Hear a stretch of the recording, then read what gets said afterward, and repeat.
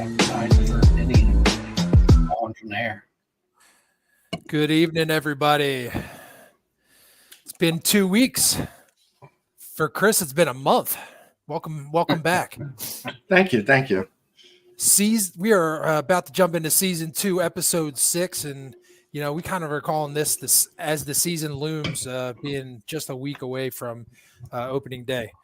Do a few plugs here as we get started. Don't forget, for all your internet sound security, TV installation, and intercom access needs, reach out to Pensive Technology at pensivtechnology.com today.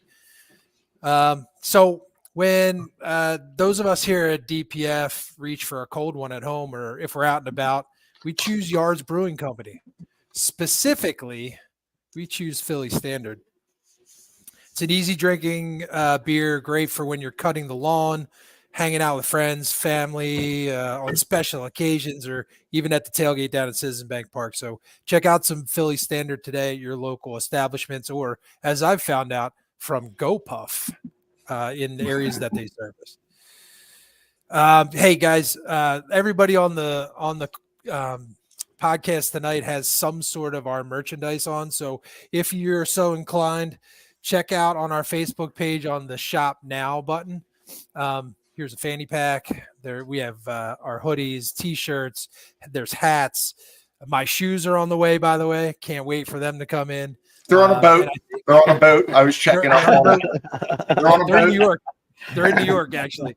And probably my favorite, besides the t-shirts and hoodies, is my tumbler, guys. That thing keeps ice in it like crazy, and it also keeps your coffee hot. So check that out on our Facebook page at the Shop Now button.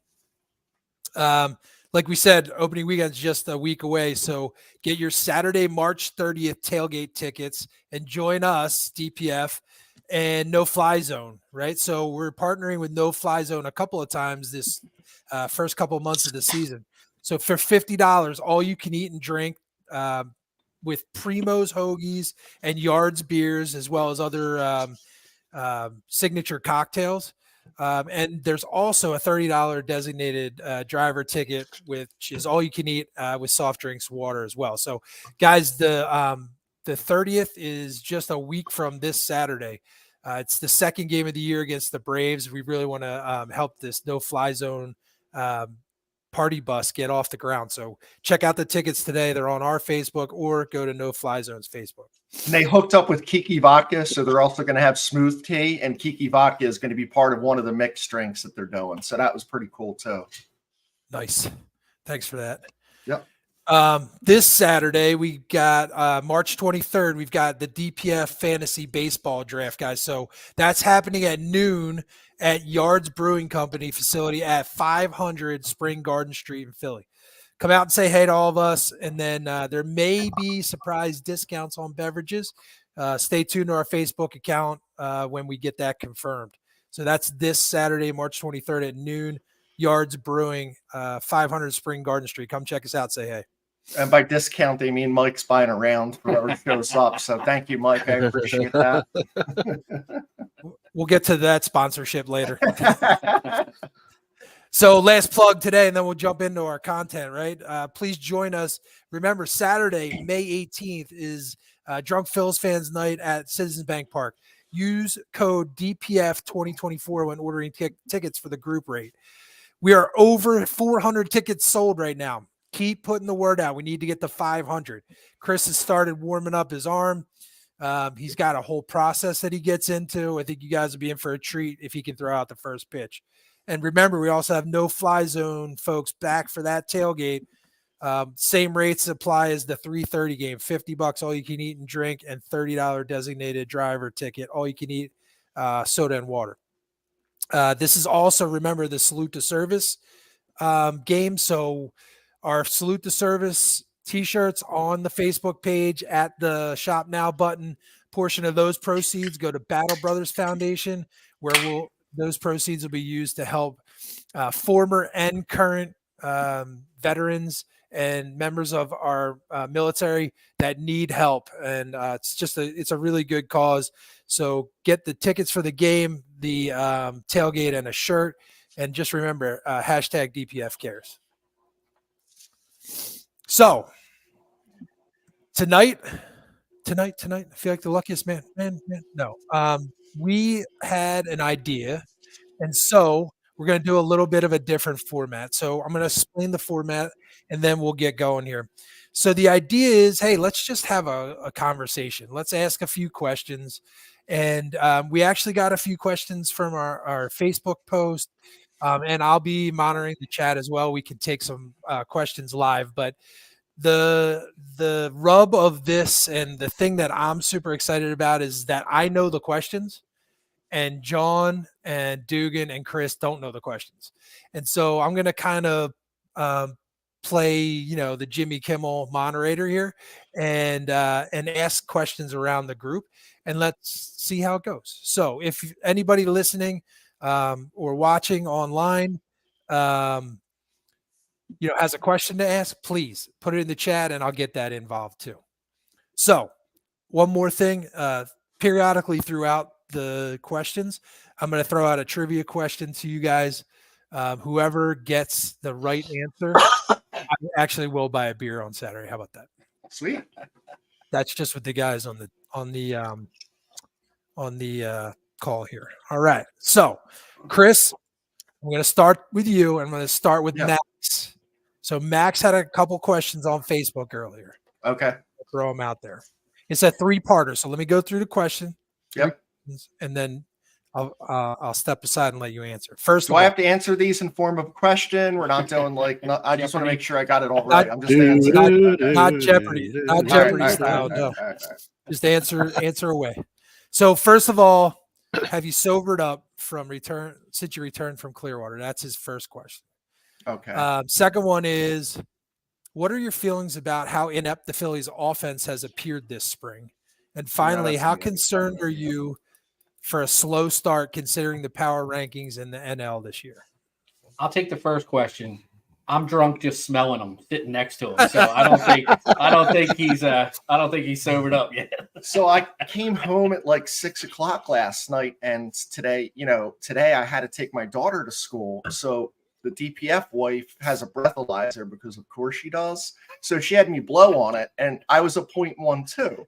So I was still able to drive her because that's kind of where I sit. You know what I mean? That's like right in the groove. Usual stuff. Yeah, like that's my right spot in the right there. 0.12 ain't bad. I don't know. Like,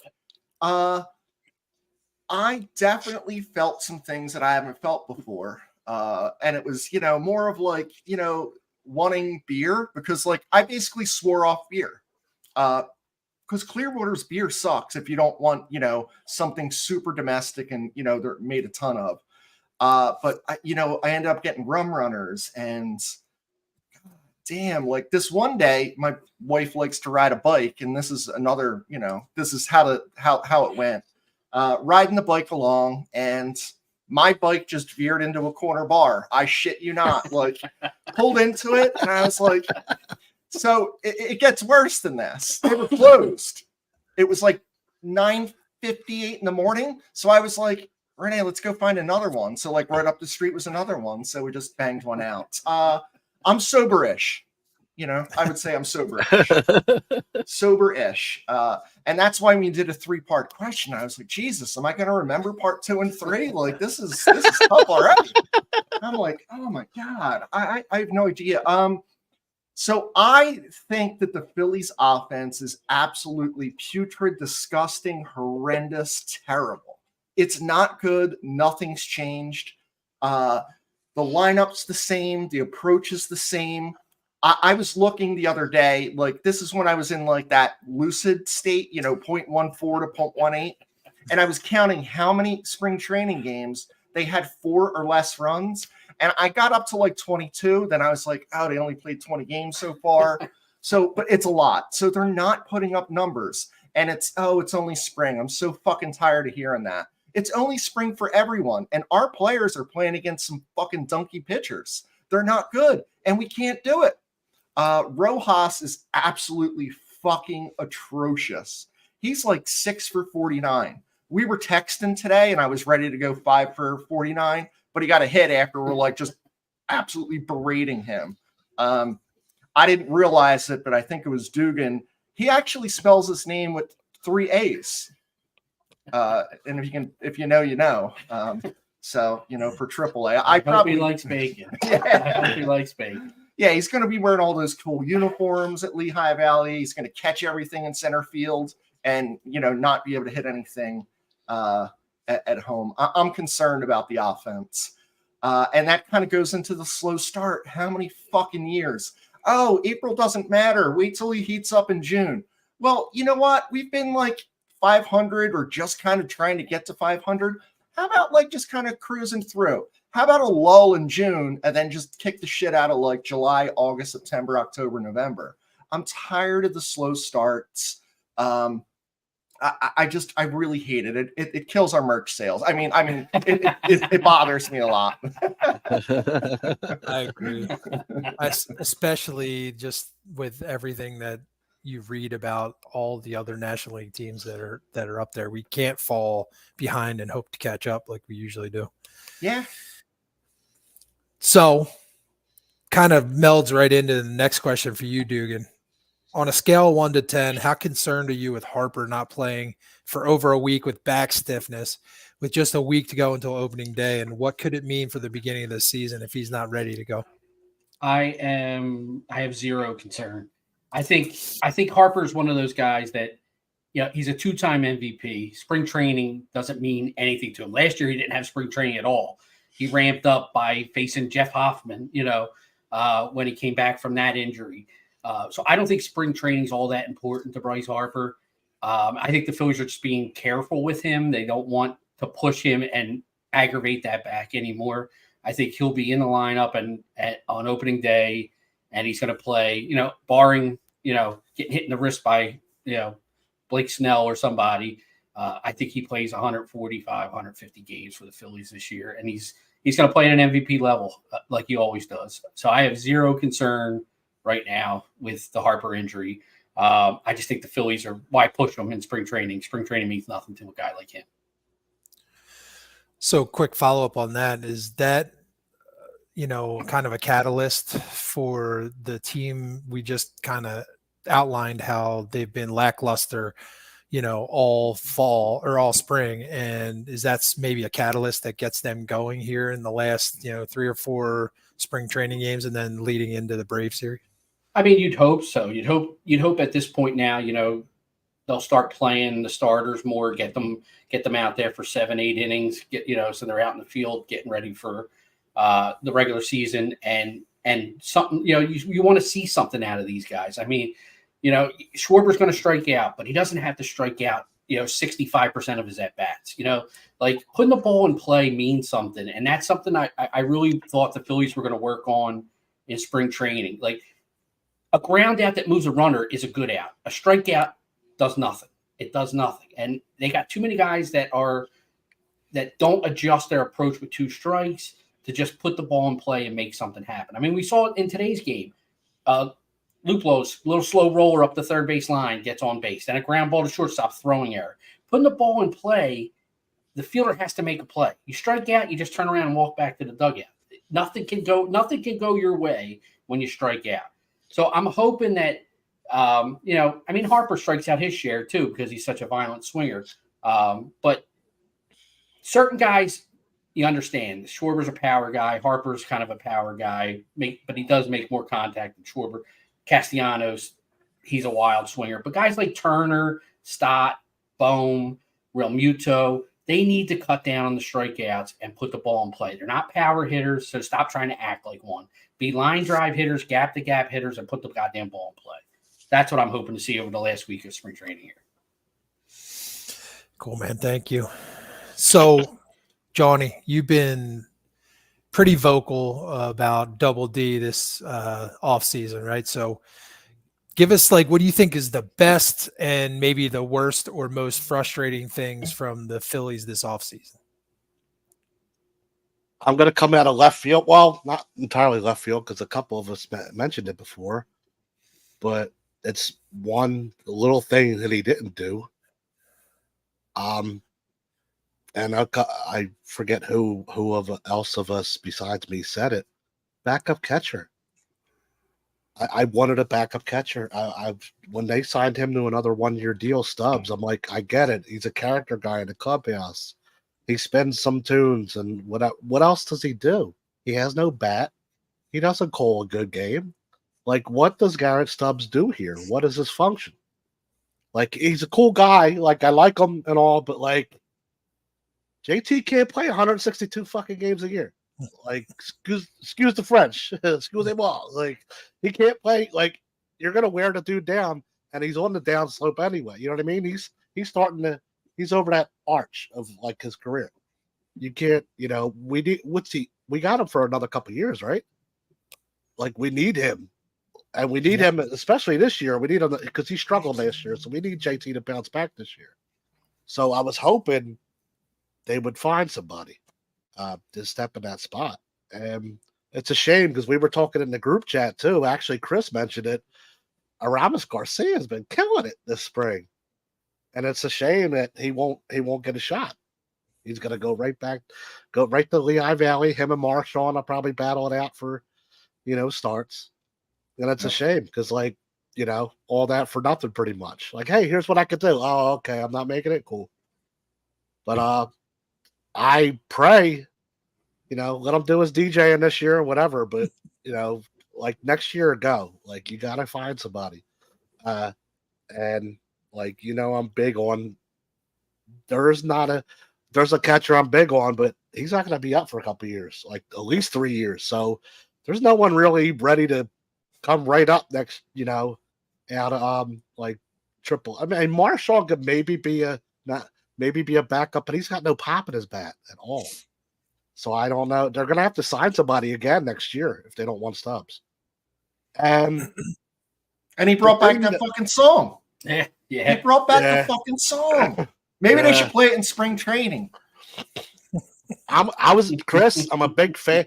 I love the song. I'm a big fan of it. But like 3 years in a row, nah. There's another song I've been trying to get them to have as their song for the last 2 years. And we are the champions. No, no, I mean that's what I wanted. Yeah. No, Pop That by Two Live Crew. No, Kid Cudi to Pursue the Happiness remix. All we do is win. No matter what, it's an awesome song, and it would pump the crowd up. Everybody knows the words. They play it on the song game anyway. But another real quick, not to make it long, it was a surprise move with Double D.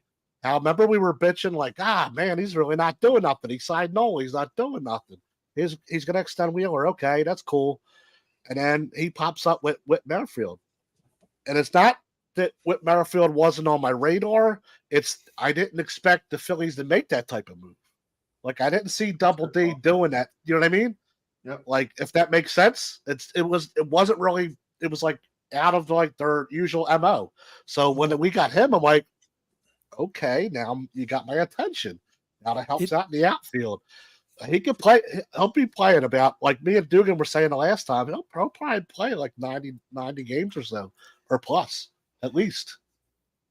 It also is the fact that he had to accept a backup role and not be an everyday player. Exactly. At a certain and he said position. he wanted to. And he We'll said see he about wanted He to said it was a winning. We'll see about Not that. if we have anything to say about it. We'll see about that. He said Cool, he man, wanted to thank come you. to a winning environment. Machine. Guy's a hitting machine. I don't. Yeah. It's hard. It'd be hard to keep that bat out of lineup, especially for a team that doesn't make contact. He's a contact guy. So it's going to be hard to keep a guy like that out. Totally agree. Cool, man. Awesome. Dugan, I got a question for you. I read a player survey that they did. So they surveyed a bunch of players across both leagues, and they put these 5 teams as the most, or they ranked the players, these 5 teams the most likely to win the World Series this year in this order: Dodgers, Braves, Orioles, Phillies, Yankees. So I want to know a couple things. What are your thoughts on the players' rankings? And are there any changes you would make in that order? Or would you subtract or add to that list?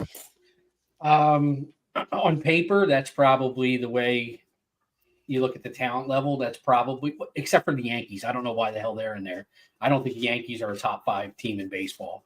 I don't think they have enough pitching to be a top 5 team. I would, even with the loss of Montgomery, I might put the Rangers back up there, defending World Series champs. Like that, I might slide them in there. The Dodgers made the big splashes this offseason with the Japanese guys and some of the pitching moves they made. But every guy in their rotation has injury issues. None of them are healthy guys. And I wouldn't be surprised to see 2 or 3 of them go down at some point during the season. And that will definitely affect that team. And I don't think their lineup is as deep as some of the other lineups. I think the Braves are the best team in baseball, and I think they have been probably for the last 4 or 5 years. But they're choke artists. They just don't know how to win when it comes to crunch time. They're probably the most talented lineup. I mean, you got a second baseman that hits 35 home runs. You got shortstops that hit 35 home runs. Third baseman that hit 40 home runs. First baseman hit 40 home runs. Outfielders that hit home runs and steal bases. And they're a great team that just doesn't know how to win. Who was the other team you said? Who was number 3? Orioles. Baltimore. Too young. They're a couple years away from really being serious. Yeah. I love that team. I really like their team, and they built that team with a bunch of young guys. So I think they could ascend to be a Braves type team in a couple years with all their homegrown talent that they have, and kind of piecemeal it here and there with some free agents. I like their team. I think they're going to be very good. I just don't think they're a World Series team yet, just because of they're young. Especially one acquisition that they made. Kimbrel. Hey, he's got a change up now. You said his name out loud. It wasn't me. Did you see when Stott swung through it and he said, "What the fuck was that?" Yeah, the change up. Yeah, he got it. I mean, of those 5 teams mentioned, I think the Phillies are the team that is most ready to win a World Series. 2 years ago when they lost to the Astros, I was disappointed, but I didn't expect them to beat the Astros. I thought the Astros were the better team, and I thought it would be an upset for the Phillies to win that series. Even when they were up 2-1, I thought it was an upset to win that series. Last year, when there were 4 teams left, I thought the Phillies were the best team of those 4 remaining, and I thought that was that last year was our year. So last year was so disappointing to lose, especially to the Diamondbacks, who were probably the 4th best team of the 4 remaining.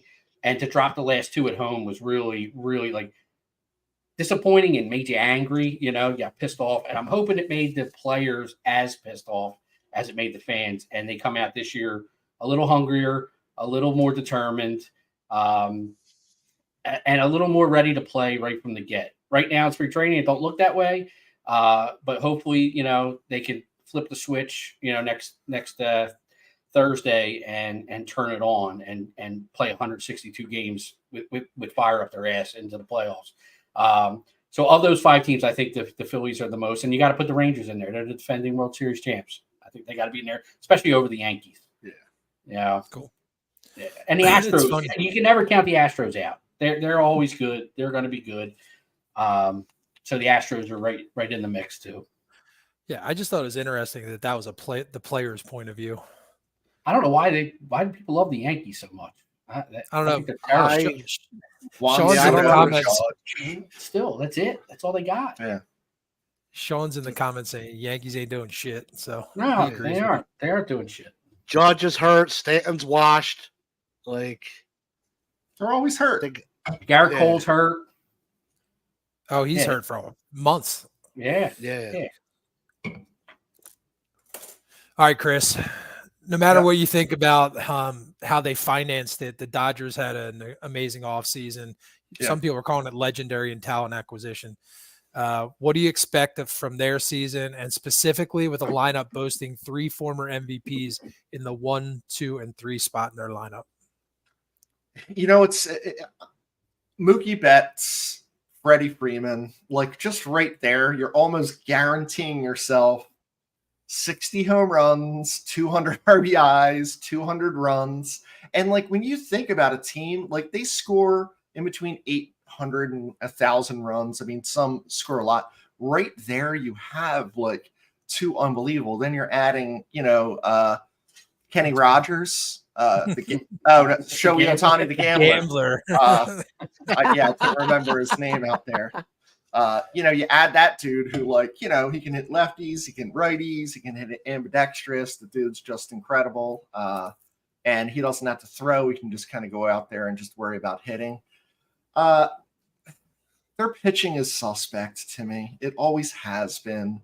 Kershaw and Glasnow, I'm not impressed with their staff. So I think Yoshi they can get lit up in his first start. So I love that. So that's a great one. Every night when I pray with my daughter, we do God bless mommy and daddy and the aunts and uncles, and then let's say, and then we say, who do you want to get Tommy John? We're like, Yoshia Yamnabo. I want Garrett Cole to get it, Spencer Strider. So every night we're praying for some Tommy Johns. But I really hope he does. And part of me, it doesn't, because I just love seeing him get destroyed, because he's like Dice K. This dude came over. He's okay, but he's nothing special. I don't think he's anything special. He went there because Ohtani went there, and the word is his interpreter put a bet on that. I bet I can know where he's going to go. What do? They win 100 games because they're averaging 6 runs a game. But then Kershaw fucks it up in the playoffs, because that's what you can guarantee a few things: Kershaw fucking it up in the playoffs and the Phillies beating the Braves. It's a guarantee. I don't think that in 10 years they're going to be talking about they had to win. I think for this type of money, they had to win 3 World Series, and it's not going to happen. It's just not going to happen. I don't know their attitudes enough. Is Mookie Betts a good team player? I think Freddie Freeman just is he's a good dude, right? I'm not worried about him at all. Yeah. But are some of the other guys now that Ohtani doesn't have an interpreter, is he going to be able to say whether he wants the next guy to swing or get a strike or something like that? You know what I mean? I think they win 100 games, and I think they're knocked out in the first round. And that doesn't take Copernicus to do it, because that's what they do. Yeah, good point. I gotta bump in with Papa John. Papa John has a new acronym for NOLA. Nothing of lately athlete. We got to work on that one a little bit, Papa John, but I like it. I like the sentiment. I saw he was saying the P word a little bit earlier, and when we were talking about the Phillies, and it was pitching. Mm-hmm. Johnny, I got a follow up for you, and then we're going to do a trivia. All right. So, alrighty.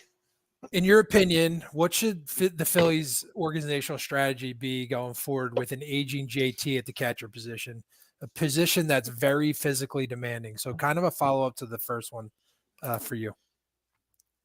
Okay. I'm hoping with he's definitely got is it this year or next year? He's got 2 more after this year, right? He's got 2 more after this year. Yeah. After this year. Okay. Yeah. I'm hoping that my guy's ready by then. He should be in Jersey Shore by the time camp breaks. So hope he's probably there this season. I'm hoping each camp, you know what I mean? He just moves up a level. I mean, Jordan for all the fans out there, say. Yeah, I was about to say that Jordan Disson, Jordan Disson's my guy.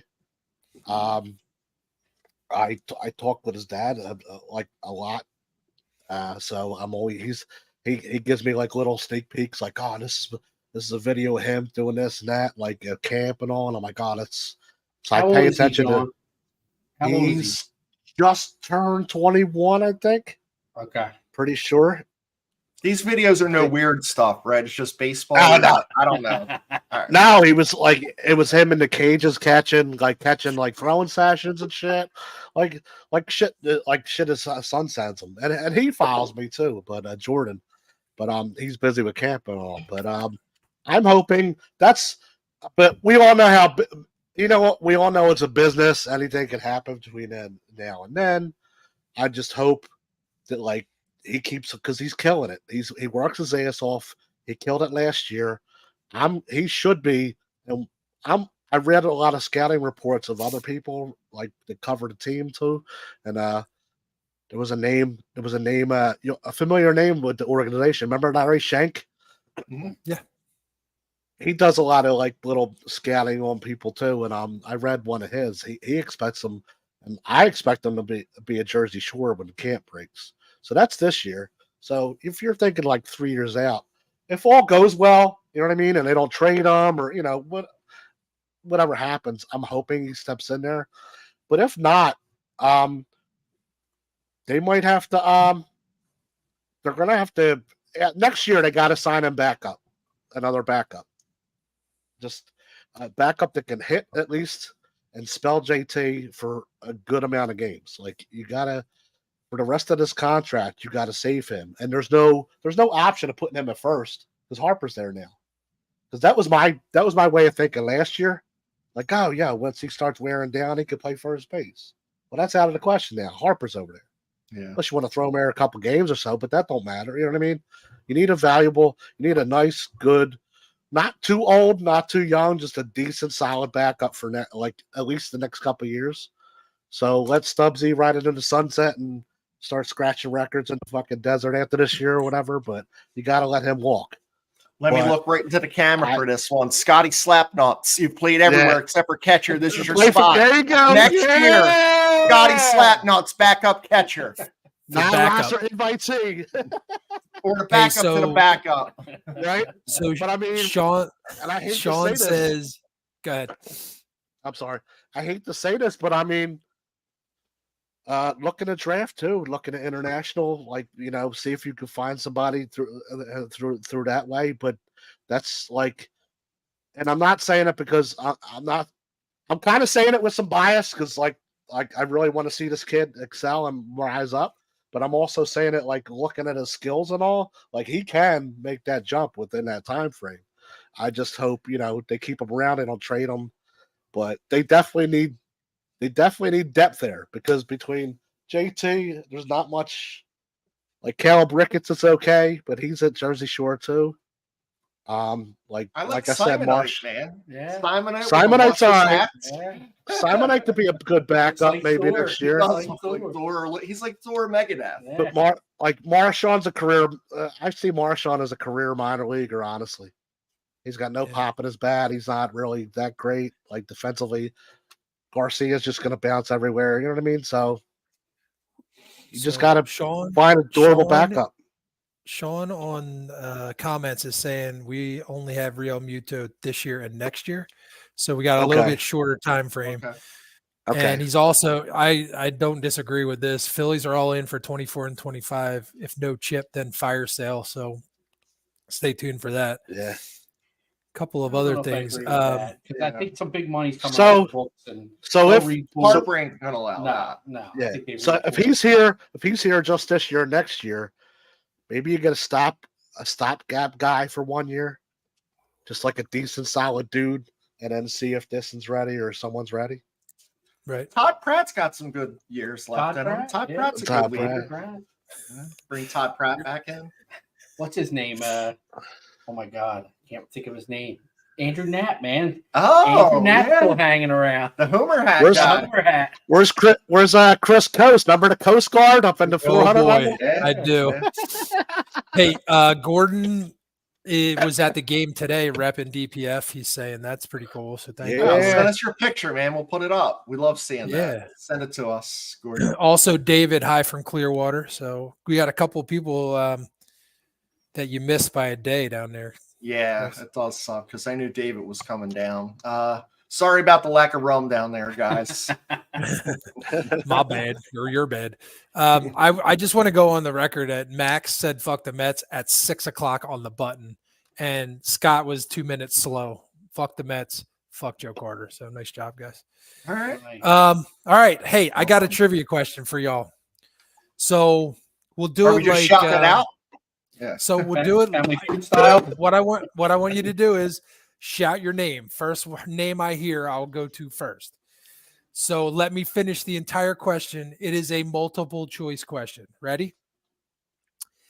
Wheeler is starting on opening day 2024. And we know that Nola started on opening day from 2018 to 2023.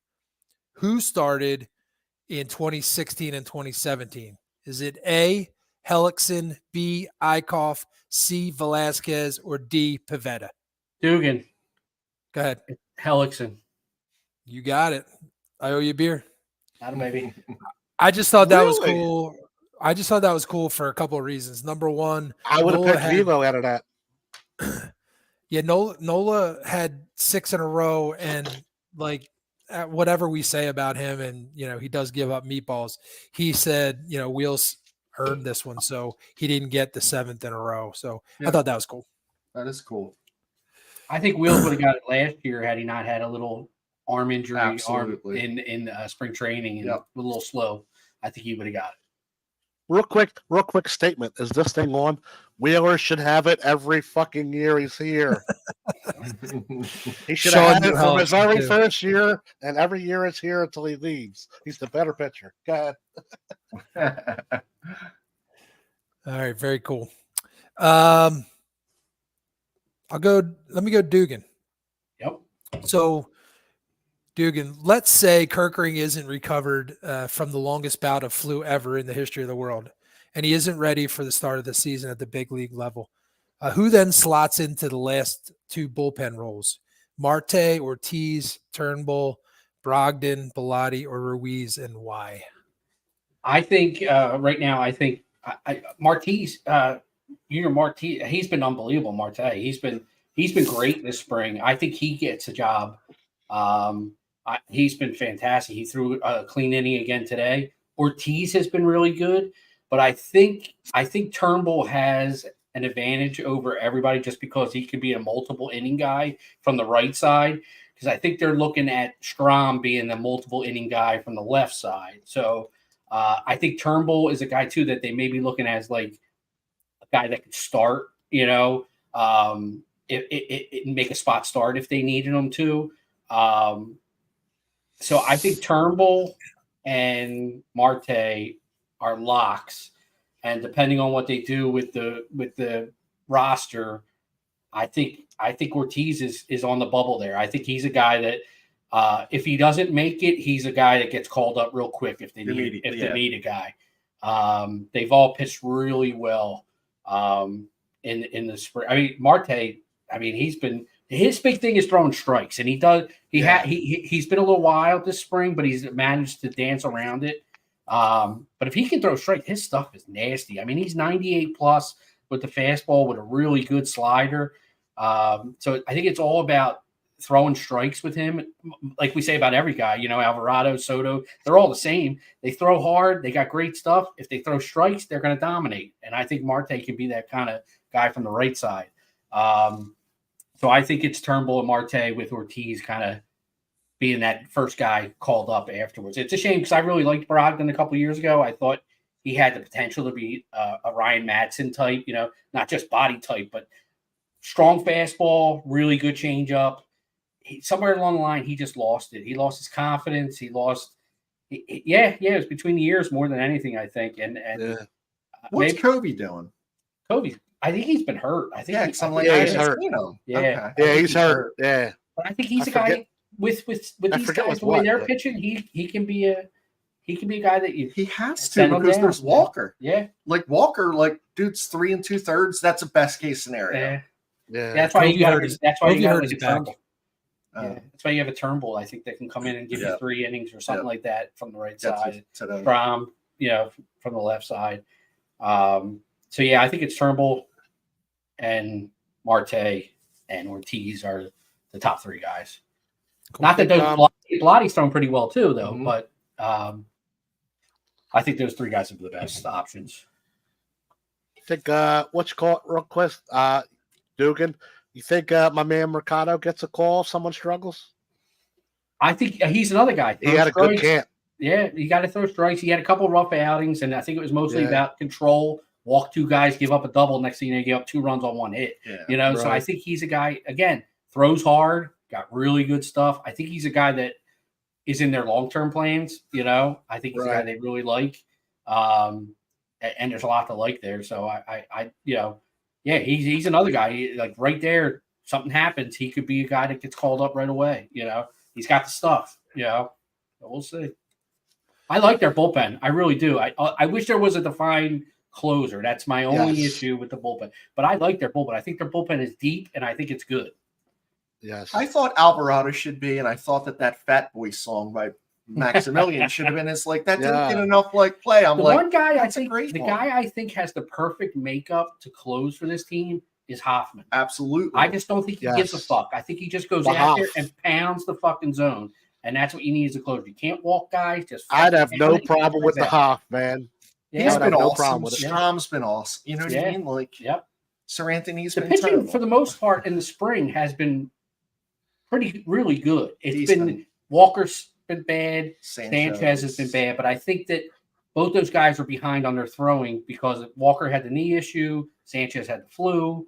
So I don't think they're stretched out enough. They're not so they're still in the I'm working on this phase where other guys are more into the I'm ready and now I'm firing. Ramping up.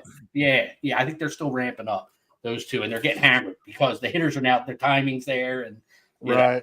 So, I wish we had this, Mike and Chris. You remember you're playing indoors for 3 months, and then you get down to Florida and get the shit kicked out of you by teams. Oh, I remember the games outside. They're zoned in, and we're just trying to get a curveball over for a strike. The sun's hurting our eyes. Yeah, these dudes are a fastball they kind of actually double wind, they're spun themselves into the ground. Yeah, that was always fun. Chris, one of our teammates gave up a home run that one hopped the Orange Bowl about 1,000 yards from home He'll plate. never hear the end of that one. And I remember the pitch. It was one of the Frisbee sliders, and it kind of just came right across the center. And this dude, he double hitched and then he double back again. He freaking double hitched. He was boom, boom, and bang. And we were oh my God. In high Hardest school, ball I've ever seen hit. In high school, I gave up a home run to Scott Lawler was his name from Kendrick. Yeah. He was the catcher for Kendrick.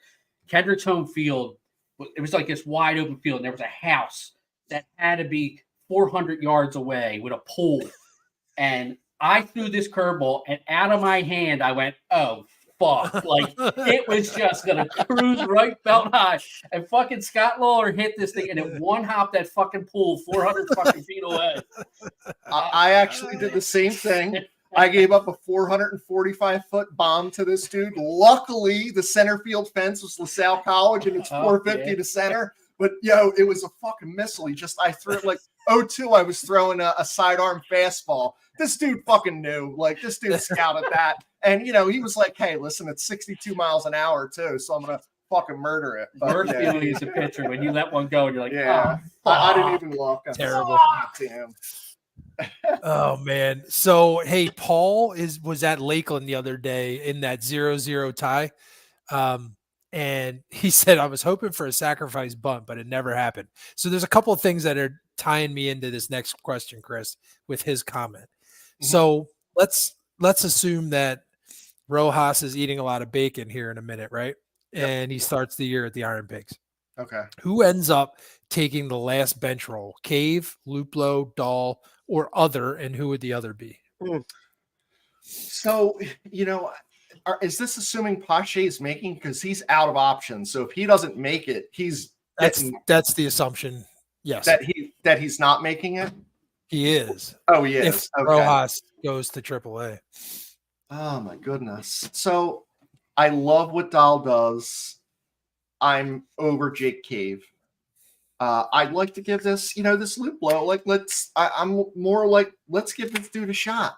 What's the worst that can happen? It's not like you could put Jake Cave on waivers fucking 10 times and no one's touching him. We can always get him back.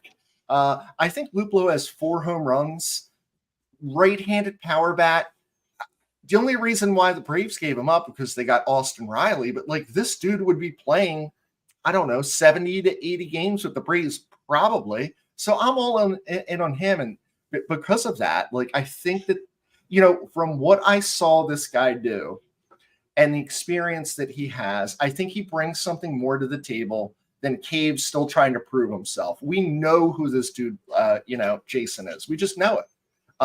So I think he's more of we know what's going to happen, but I think Cody Clemens deserves a real shot here because the dude's hitting 400 this spring.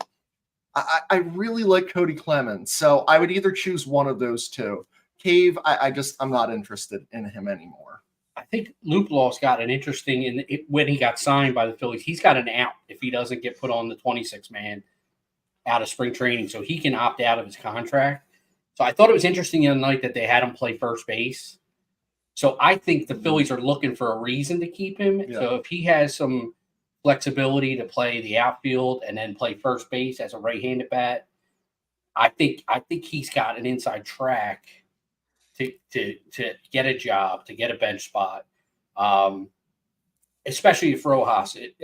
If Rojas isn't going to play every day with the Phillies, he's got to go down and play every day with the Iron Pigs. So do you think there's a situation where Luplow plays first, Harper's the DH, Schwarber's sitting his ass on the bench because there's a guy he's hitting 040 against, but he hits 040 against a lot as a left-hander. My fear is if that happens, that Schwarber goes out to left field. That's my biggest fear. We can't have that. I think there's a scenario where if Rojas isn't the center fielder, you see Merrifield playing left field every day with 100%. A platoon of Marsh and Pache in center field. I think that could be a real possibility. Do you like the idea of like Marsh not playing every day? Well, I think he'll play the majority because most pitchers are right-handed. So I think he'll play the majority of the games, and Pache will play against tough so lefties. One plays 100, the other plays 62. Maybe something like that. Okay. And that could be just for a little while. If Rojas goes down to AAA and he's hitting the shit out of the ball, I would bring him up in a heartbeat, and then that changes everything. What about late in the game? Marsh is playing, Witt's in left, and Pache's not in there. I don't know Witt enough. I would put Pache in center, put Marsh in left. And he's your 7, 8, 9 guy. It's a close game. You need to win. And yes. Rojas's defense is elite. He's an elite defender, but Pache is A+. Like he's a very good defender. I don't think he gets credit for. Yep. And I think he's a more polished hitter than 100%. Than Rojas right now. He has a clue going there. Yeah. And to touch on what something Dugan said, like if Rojas goes down to AAA, just say they decide to send him down there to get him a lot of bats and get that swing down and all that. I would hope that he gets that down right away because I would worry about playing Witt too much. Like, I wouldn't want to wear him down, starting him all the time. Like, God forbid, I don't think this will happen, but God forbid there's a scenario Rojas goes down. That's taking him longer than expected. Now you're starting with Merrifield over on left, like, too much.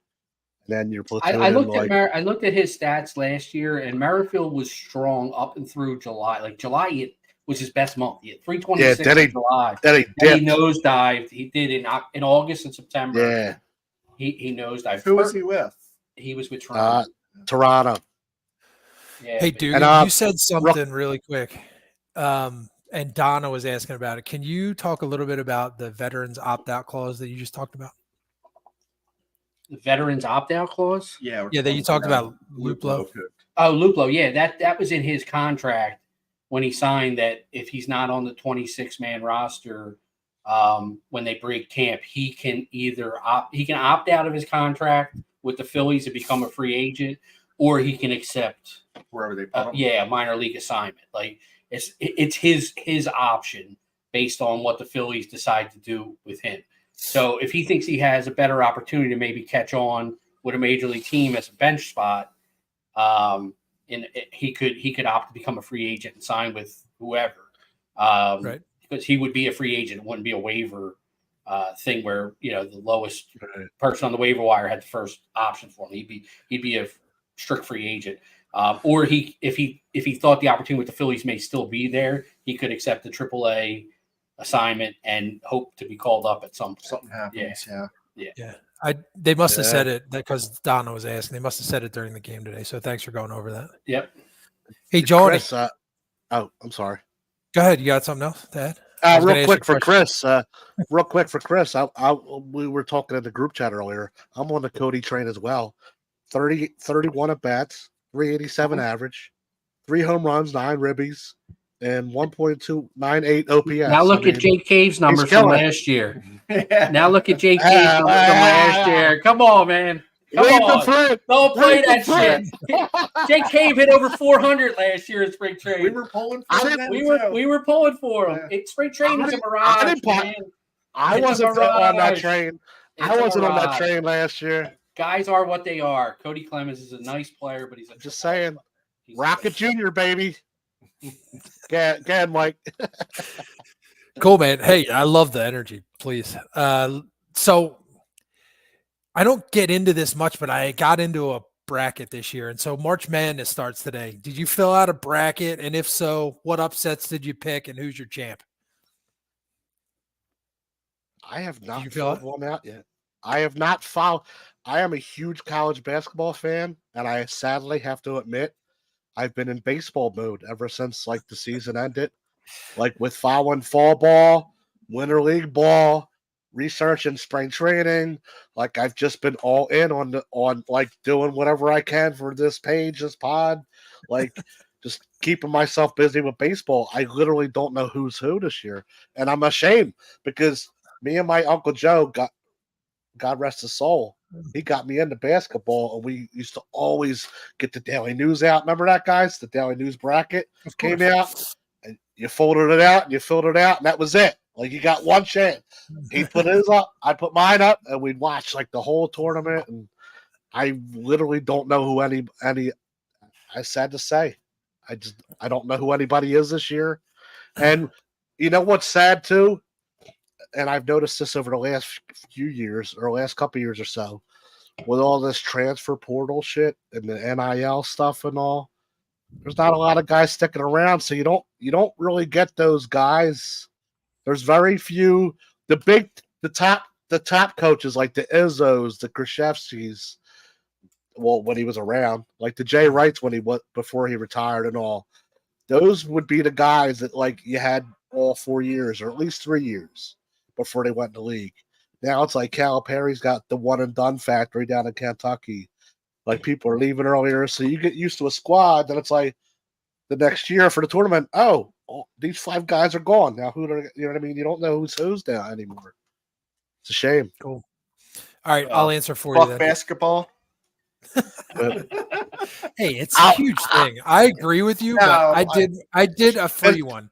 My upset was Spain because my brother went there and they won today. So I picked one of them, and who knows? We'll know in like, I don't know, 2 or 3 weeks. I picked North Carolina.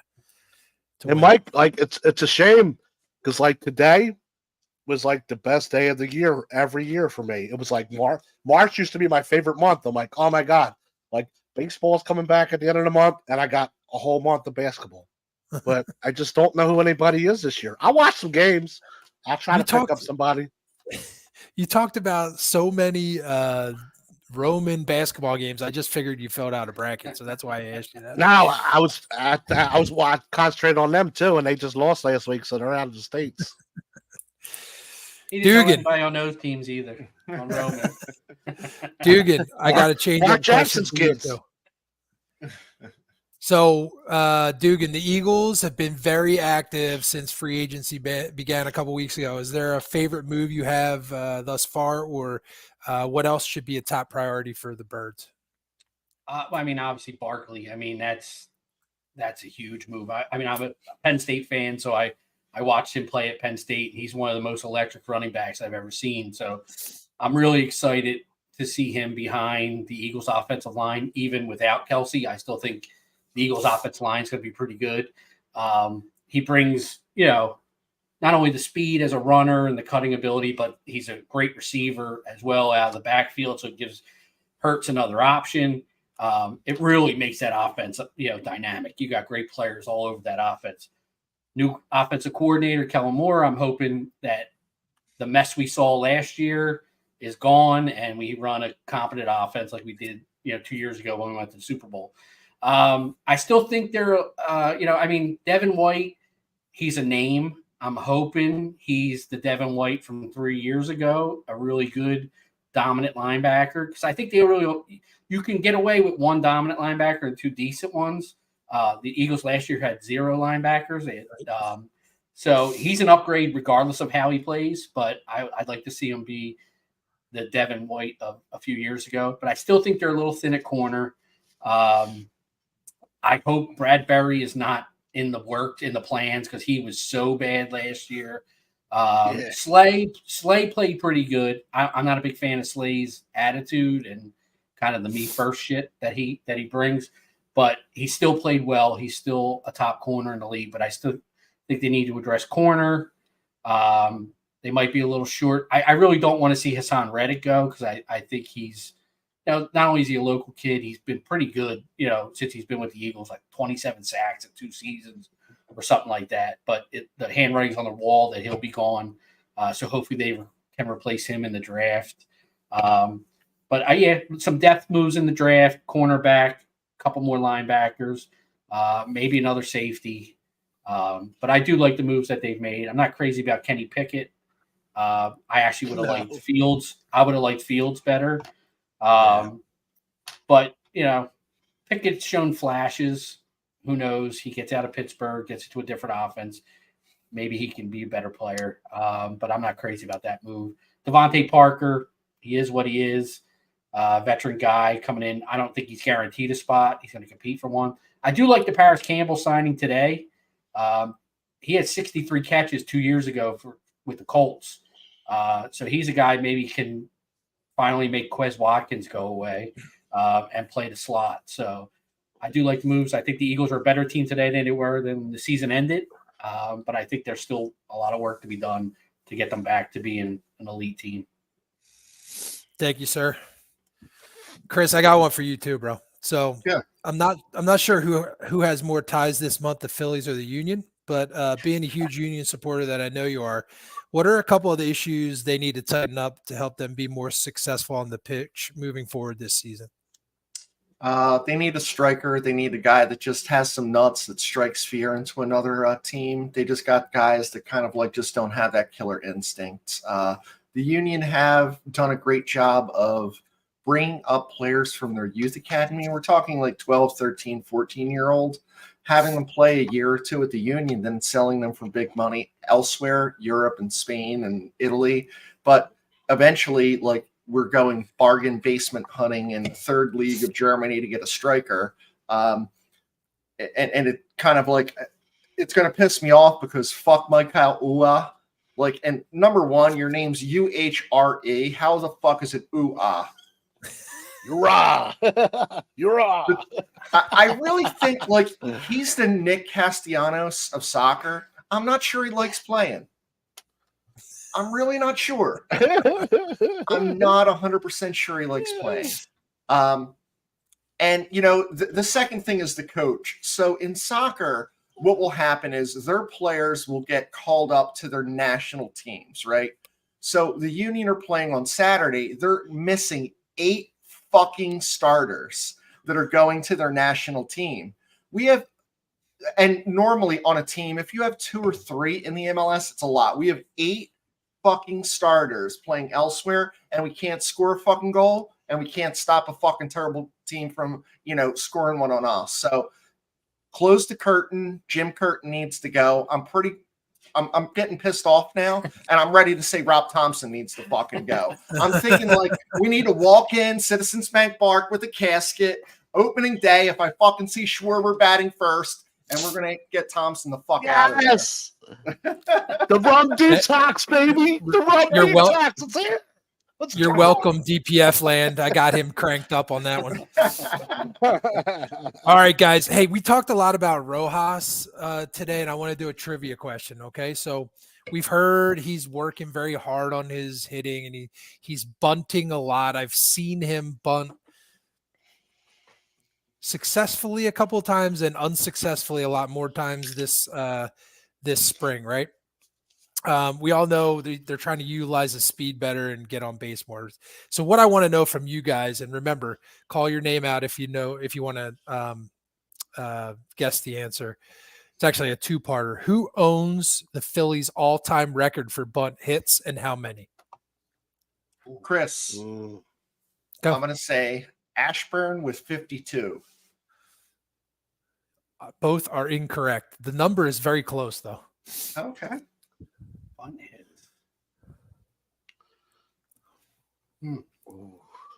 So I'm thinking of someone else who was fast. I'll say Juan Samuel, 49. You got further away from the number and not the correct player. I was going to. I went white. I went black. I'm like, I don't know. I was going to go with Easy. Sammy too. Trying to think someone who dropped a lot of buns. Josh Barnes on the line here says Doug Glanville. That is not it. I guess we can just Jeff Stone. No. All right, you're out of guesses. Larry Boa Huh. with 60. 60. 60. Wow. I thought There that we was go. a really cool stat. So, Are we sure that they were all bunts? Because I don't think he He could was hit out of the swinging bunt, infield. 100%. Bunts in there. oh, Hey, he just got a hole in one. He choked Yeah. up. He choked Wally- up 17 inches on the Wally bat. Wally just got Larry Boa. So I don't know if So I met or Wally not. at Preston and Steve's show, and he's the Oh, one cool. that wanted to do "fuck the Mets." His whole table was like "fuck the Mets." There was young people, babies. Nice. It was great. Wally was awesome. Awesome. All right, Chris, I just texted you something. You have your phone there? Yeah, it's going to come up on the screen behind me, I think. But is that okay? Yeah, that'll be good. Just want to know what your thoughts are on the proposed MLB Eastern Conference division realignment.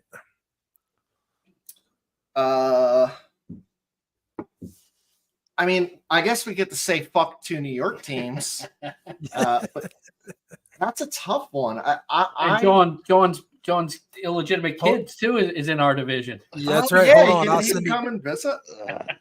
I'll send it to you, Johnny. Hold on. I don't know if it's not going to really make it bigger. Red Sox, Mets, Yankees, and Phillies, John. You know what's funny? Dugan? When we had that kid, we named him John Cena because she knew I would never see him. Never see him, right? Mike, this one's tough. I mean, it would be like one of the great battles, and I think we'd get to hate the other New York team as much as we hate the Mets. So I'd enjoy that. And I know this is going to like maybe hurt your feelings and some of your friends' feelings, Mike, because of where you're from. In my belief, Easy. the I'm not biggest I know. The biggest fucking assholes at any game are Red Sox fans. Yes! Way worse than the Reds. They're fucking assholes. They call themselves massholes for a reason, guys. Yeah. I've never been to a Red Sox game, but Bruins fans are assholes. Yeah. I mean, clearly our division would be the toughest. I mean, Yeah. Clearly. that would be the toughest. I mean, Atlanta, Miami. I mean, Tampa Bay is good every year. Our division will be some brawling ass bus trips, man. I'd love to see the Phillies and the Pirates back in the same division. Yes. The other three too. divisions, like you could win 72 games and win the fucking division. They're Like, bad teams. They're bad. I mean, the Braves, obviously, but like, Although I do like the and the Reds this Orioles. year. I think they made some good moves. I want to see the Pirates back in our division. do. I love that. I love that How could you rivalry not have them here? Interstate rivalry. I mean, in the same league. yeah. How You know? could you not? In the same league. I think this is a cool one. I think that with the two expansion teams, like I don't was about love to the say. idea of switching American and national and fucking it all up. Yeah. I just don't like that. No. I want to keep it national and American because still Houston, it still boggles my Yeah, mind. it's there. To SEC me, up they're too, still National League. You Yeah. know, Remember the because- Brewers? The Yeah. Brewers Yeah. were American. Yeah. Yeah. Yep. And you know what, too? Wait, how many The- fights would there be in the stands though in these Oh, games? in the Jesus East? Christ. Jesus Christ! That'd be They'd run out of beer every game, and there'd be fucking brawls. They'd have to do what they do at soccer games. They keep you fucking segregated, and they put a Cages big with fucking cages electric up. fence up there. And beer. yeah, Beer would be cut off after like the third batter. Third inning. oh yeah, yeah. But with these expansion teams though, what I'm thinking is I don't want to see expansion. there's a I lot. think pitching's too fucking watered down as it is. I don't mind expansion because they want to just bring two more teams in, but I think if you're gonna go Move expansion, teams from the areas that aren't drawing. The Marlins, take them the fuck out That's of true. Florida, put them in a place that's going to go and draw for them. You know, take the teams that aren't drawing fans and just. I would like to bring move- Montreal back, though. I'd like to see it. Like Yeah, move I them love all the to Cleveland Bay. Browns. Yeah, Tampa Bay. Tampa Bay, Like- the Marlins. I love the Cleveland Browns. Like, bring the Expos back, man. Like, they're clamoring for a team. I would move but what- teams rather than expand teams because Yeah, I think and you- pitching's watered down. You need more teams out west. Like, if you're going to do anything, if you're going to move anywhere, They're going to Portland, expand. Salt I mean, Lake, or something. I don't want it to go above 29 teams like it is right now, right? We're at I know 30, it's right? 30 teams, but I was saying the fucking Mets aren't The a real Mets aren't team. a real Fuck. So they're trying to. My bad. No one. Dugan, they're trying to water down the pitching because they want the scores to be 10-9 all the time. Yeah. Jeez, just make it a softball then. Have them throw a fucking softball to the plate. But like, if you see the that they showed a map, and I should have screen grabbed it from whatever site. They showed a map of like where all the of the United States and where all the teams are and all, and like potential expansion. Like after like you pass St. Louis, it's like dead. Like it's all the California teams, Seattle and Arizona. Like I think if you were gonna bring The two expansions, passion's all on the East Coast. Yep. The passion's true. on the East Coast. Look at the Dodgers. You don't as good think- as they've been the last few years, it takes them 4 fucking innings to fill that place. Nobody Where at? shows up. Nobody gives a shit. You know, they come where's as a that? social I didn't hear event. you. In They LA, don't the make that. Dodgers. Oh yeah, It's a yeah, social event. It's not. It's celebrities, There's no and rabid fucking the poor fans. people. You know, no rabid fans. It's all for show. I wanted to add Donna's comment. Like this Yep. is like this is awesome. She hates the Green Monster. Fuck the Green Monster. Like if they're not in our division, I'm cool with the Green Monster. If they're in our division, fuck the Green Monster. I just think it's funny that Steve wants the 2 expansion teams because he wants to go to 2 more stadiums. Yeah. That checks Like, out. All right. You don't think Omaha? You don't think like a place like Omaha would support like because No. they're. I'm just saying because Portland. Portland, Portland. Salt Lake City, and Nashville. Like Yeah. I just They would figured support Omaha it. because they have the College World Series there and all that. Like Nashville 18 would work. people live in Omaha, dude. There's they're nobody too that lives close to there. St. Louis and KC. Like they're Yeah, already that's true. fans there. But like Salt Lake, yeah, that makes sense. Portland and Nashville, but they were talking Charlotte. I don't think Charlotte will be a market. Well, I thought that might be polarizing, so I'm glad we, Yeah, it's we good. hit that one. The problem is got- Charlotte's like a destination for people to move to. So you get a lot of transplants in Charlotte. So you won't Yeah. have like people rooting for Charlotte. They'll be waiting for the Yankees to Right. come to Charlotte or the Right. Mets or the the Well, that's- Phillies. Yeah. That's like DC too. Like the Nationals, everybody works for the government mostly. Like Yeah. to go to Nationals games. Like Cool, man. I got one more trivia game, then we'll get final thoughts and wrap it up. Cool. Remember, shout your name out if you want to guess. Which Phillies first round draft pick has played the most games as a Philly? A, Pat the Bat, B, Levy, C, the Bull, or D, the Silver Fox? John Go. Utley. You got it, brother. Do you know how many games? No, I don't. Utley has 1,551 games as a Philly. Barrel comes in second at 1,306. The Bull at 1,289 is what? Third, and Levy at 1,174 is fourth on that list. And I was going to go. I wasn't sure if it was going to be. I was going to go Burrow, with Pat. Yeah, I was going to go with But, Pat. well, yeah, that's what I thought because you and him have a lot in common. You both probably have kids in Boston. Hey guys, I had a blast doing this. I hope you did. Everybody out there that listen, give Hey, us you know what, feedback too? on all of our pages. And I'll just kick it over to my crew. Any last thoughts from anybody? Yeah, real quick. I'm like Pat Burrell in that sense too. He changed his numbers too. So There you she go. can't fire me, the chick from Boston. Yeah, Uh, that's a good point. my last thoughts is this was fun. This is like a nice little mix it up little thing. I enjoyed it. I'm looking forward to our next episode, which will be next week. We're going back to weekly, so I'm excited for that. And I hope that everybody's out there right now on their computer, their phone, whatever their device is. If you haven't gotten a ticket yet for our 3:30 and 5:18, get your tailgate tickets and your game tickets, and I hope to see you there. And fuck the Mets. All right, guys. Hey, don't forget to support our sponsors, Pensive Technology and Yards Brewing Company, of course. And check out our Facebook page for all of our merch. Like Johnny just said, we got 3:30 tailgate and 5:18 DPF night at Citizens Bank Park. And don't forget, Saturday, noon at Yards, 500 Spring Garden Street. We appreciate you guys. Fuck the Mets. Fuck Joe Carter. And let's get this season underway. Talk to you guys soon. Fuck the Mets. Fuck the Mets. Fuck the Mets.